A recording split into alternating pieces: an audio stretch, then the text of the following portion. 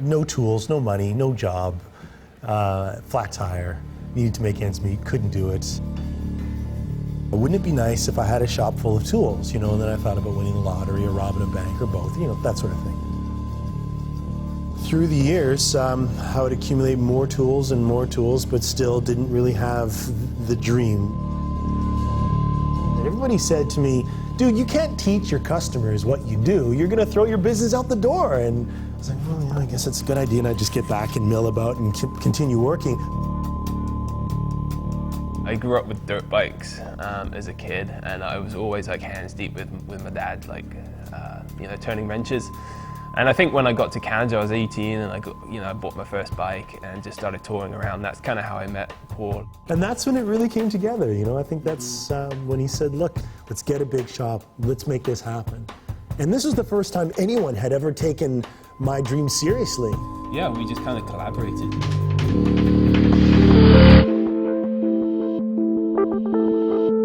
For the stuff that we didn't have the money for, the stuff that we had to save money on, we literally got on our cars and went opposite directions, and we trawled the back alleys. We found tons of shit in the garbage, people just throwing stuff away. We're like, we'll take that. It was definitely like a scramble to make it look like a shop, you know? We faked it a lot.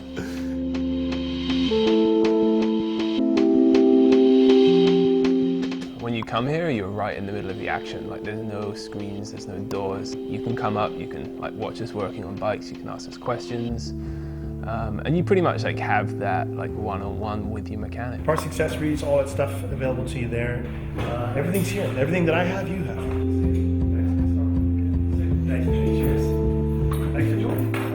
For the things that you don't understand, for the things that require special tools, welding, machining, torque wrenches, etc., we'll assist you with that. And if you feel like you want to have a go at it, we'll give you the tools, and you can chop your stuff in half, light it on fire. Makes no difference to us, really, well, it does. But I think like a mechanic or a technician thinks from like the inside out, like they're concerned about how it works, versus like a consumer, like how it looks, how it feels. And like just bringing those two disconnects together, we've been brainwashed into thinking that new is better, and like we're teaching that old is just as good, and old is not necessarily unreliable. You know, like it's this kind of awakening for some people that they're like, oh, you know, my bike's old, I'm gonna go buy a new one. But we kind of teach them, you know what, your bike's great. It's not gonna let you down if you just do these like basic repairs.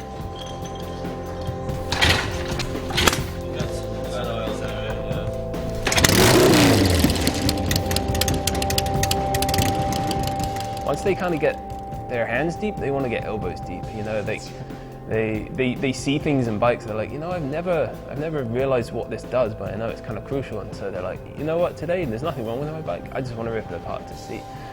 And that's super cool. Like, we have so many good customers who just want to learn. You don't know who you're working next to. You don't know if they're a doctor, if they're a welder, if they're a machinist, if they're an engineer, a lawyer. And that's the best part about it, is it's from all walks of life come here to work on their bikes. We found this round piece of wood in the garbage. And we're like, this is going to be our table. And you know, we rolled it in for the first time, and as we sat around it with all these chairs that we found in the garbage,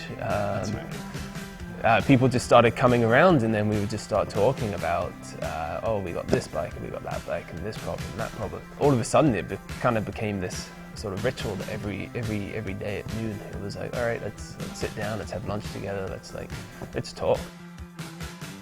Many times, people come in here not even to fix stuff, they just want to be around. They just want to be in the shop to just do stuff, you know, find out how it works.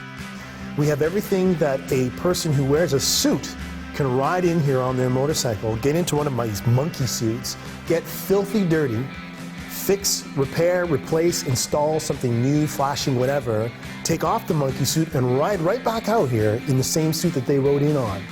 And that, I think, is what the currency that we cash in on.